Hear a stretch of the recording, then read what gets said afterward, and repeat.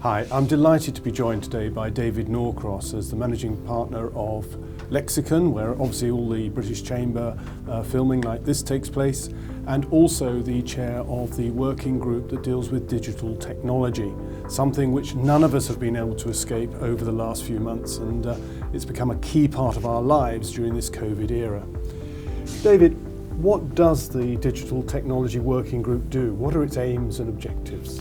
So our job in the working group is to do two different things. One is to bring together the people in the space within the chamber and give them an opportunity to help other members. So we want to provide a platform where the experts from the chamber can share some of that expertise with the members to help them get a better sense of this ever-moving space and how they can capitalize and improve their digital output. Excellent. And how have you been communicating that with members? Have you been running events? What sort of events have you run? And what have you got planned for the future? Yeah, so we've actually done relatively well given the uncertainty of this year. So the group was reformed in January. So I took over in January, we put a new group together, and then we had our first event in January, which was a hybrid model. It was half live and half live webinar. It went pretty well. So we had the members of the committee were the first speakers. It was our first time speaking together, so it helped us to figure out how to collaborate.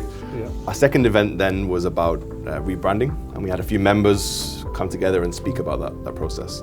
So I think the second event is a good template for what we want to do throughout the year. We want to bring together different areas of digital. So even branding might not seem on the surface to be a digital topic. It very much is, because the way we experience brands these days is through social media, it's through websites, it's through online advertisements. So if you want to have a successful brand, it needs to be digitalized. So the next event coming up, we have one on working from home, which is very topical.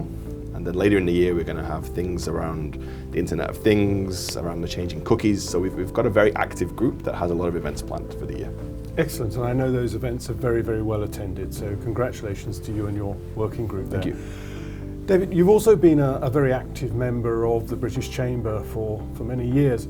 What are the benefits that you've derived from that membership, and how have you learned to use that to your business advantage? I think the Chamber has been a massive part of our success, enormous. We obviously, as you know, we were a single owner business just a few years ago, and now we're operating out of this big space with a team of 50 or so people.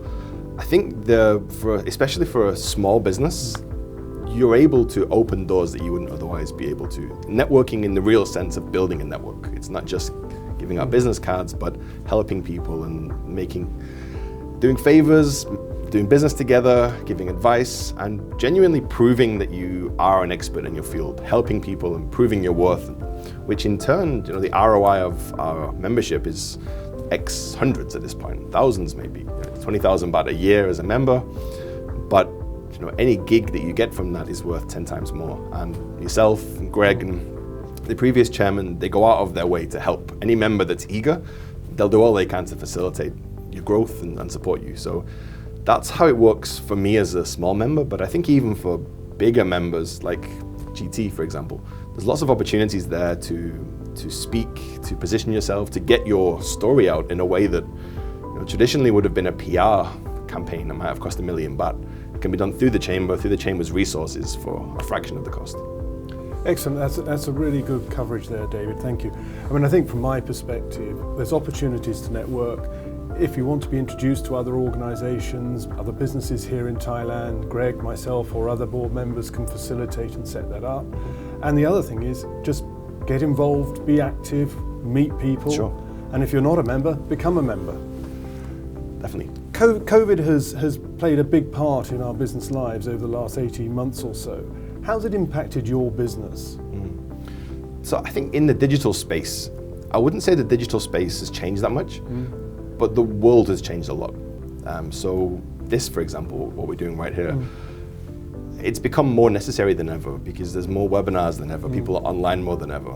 But in the first wave, I think we all got kind of bored of low quality communications. So I think people have understood that business is happening online now. So money that would have been invested in an expo or in a print brochure or in any of the other ways that people spent money on marketing is pretty much all being funneled into innovative digital solutions. So even town halls, and even conferences, they're all going online. So what's happened in our space is not that we've necessarily come up with new solutions, but the solutions that were already there have become mainstream and popularized. So it's been a good year in a way for the digital industry, although of course we also face the challenges of working from home and the different complications that come with that. Okay, but it sounds as if you're very much in charge and it's working for you and advantageous in some respects, yes, despite some of the challenges that you're being thrown at the moment. David, I think it's also important for people to know a little bit about yourself, and perhaps you could share with us maybe a secret or something that's not generally well known about you, something that typifies your personality or something unusual about yourself. So I think these days probably most chamber members would know me as like storytelling, marketing guy, but that really wasn't the origins, not in those direct terms. So when I was working here 10 years ago, I was actually at KPMG, an accounting firm, while studying a PhD in anthropology. So it's that kind of connection that led me to this point, because I've always been fascinated in human stories, in how language is used to communicate. And then I had one foot in the business world too. So it wasn't planned that 10 years in the future I would be running a boutique agency focusing on storytelling. But those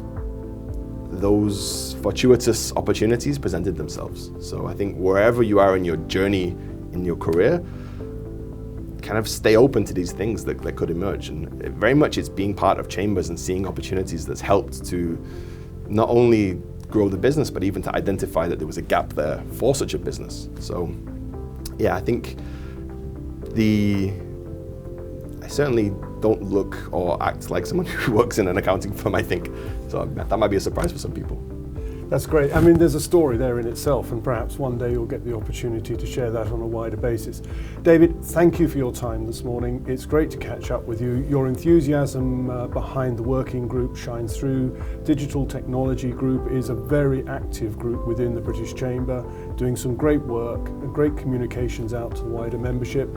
And again, could I encourage all members, please, if you have an interest in this, reach out to David, get involved with one of the working groups, get involved with digital technology and contribute. There are some great people in the British Chamber who can really help you and your business. Thank you.